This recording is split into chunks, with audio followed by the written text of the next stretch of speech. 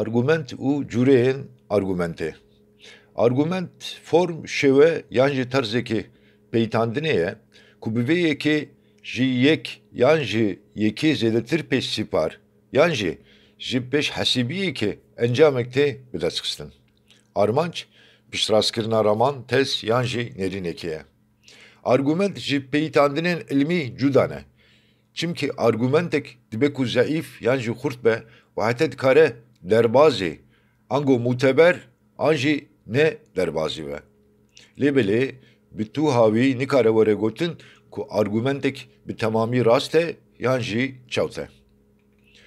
Argumenta yekem argumentum ad bakulum e texlîdekî çewtiyê a giring e û di wateya xebitîna aqil yan jî argumenta ku bi darê zorê tê parastin e.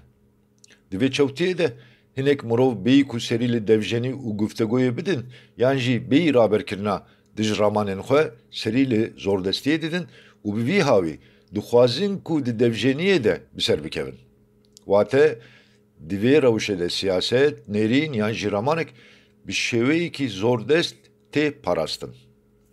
Ev texlîdê devjeniyê bêtir li cem zorbaz û gangsteran an jî em bibêjin keleş rêbiran tê dîtin. Argumenta duyem argumentum ad hominem e.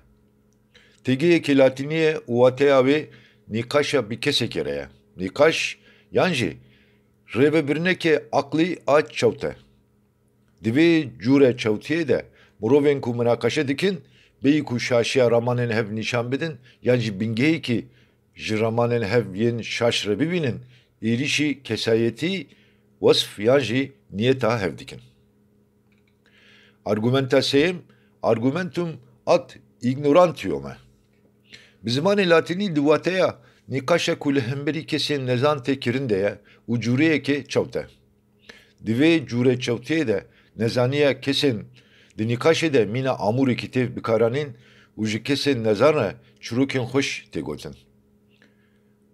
Argumentum ad ignorantium bi dû şeklan xwe dide der. A yekem ji ber ku kesek nikare çewtiya wê bipeyîtîne wekî ku rast be yan jî hebe pejirandina raman nêrîn yan gotinekê ye. Mînak hete niha ji ber ku tunebûna geyîsê an jî em bibêjin tîn giyan ruh nehatiye peyîtandin pejirandina hebûna geyîstê. Xala duyem ji ber ku kesek nikare rastiya wê yan jî hebûna wê bipeyîtîne pejirandina çewtiya yan jî tunebûna raman gotin yan nêrînekê ye.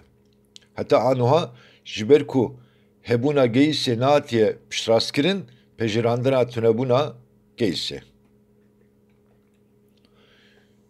Argumenta çarem argumentum ad judicium e terz yan awayê rêvebirina aqlî a çewt ku dişûna toqlîn an jî em bibêjin deney ezmûnê de delêl û lekolînan de bi tenê xwedîspêrê dîtin nêrîn û qenaetên giştî yên mirovan. Argumenta pêncan argumentum ad misericordium e. Ev jî têgihekê latînî ye cûreyekê çewt a argumentê ye û wateya wê bêyî ku gunehê xwe pê bîne bêyî ku dilê wî pê bişewte bêyî ku lê were rehmê rêvebirina aqlî a ku dikeve rê ye. Di vê cûre argumentê de dişûna raberkirina delîlên aqlî de rehma mirovên di nîqaşê de wekî amûrekî tê bikaranîn. Argumenta şeşan argumentum ad personam e. Bi zimanê latînî di wateya nîqaş yan jî rêvebirina aqlî a ku birêya meyl û bala mirovan tê kirin de ye.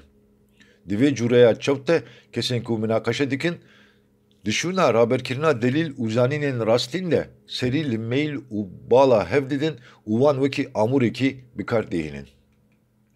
Argumenta haftan argumentum ad populum e. Bi zimanê latînî di wateya rêvebirina aqlî a çewt ku xwedîspêre gel yan jî dengê piraniyê de ye. Di vê cûreya çewt de dişûna raberkirina delîl û zanînên aqlî de bang li hestên guhdaran dikin û bi vî havî hestên wan mirovan îstismar dikin. Ev cûre çewtî Ligor demagogaya. Meriv dikare bibêje ku çavkaniya gotina siyaset yan propagandaya popülist ev Argumenta heştan argumentum at vere cundi ame.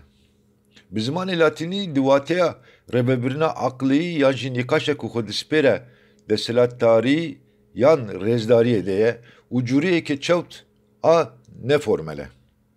Ev cure çewtî bi dû awayan dertê olê. Yek, duşuna raberkirina delîlên aqlî yên saxlan de xwespartina hebûna erf adet kevneşopî yan jî otorîteya saziyan, adidoyan mirovên ku münaqeşe dikin ji bo ku bikaribin raman û nêrîna xwe bidin pejirandin, carinan jî behsa kesên ku berê vê ramanê yan nêrînê pejirandine dikin. Wate wan mirovan wekî mînak nîşan didin.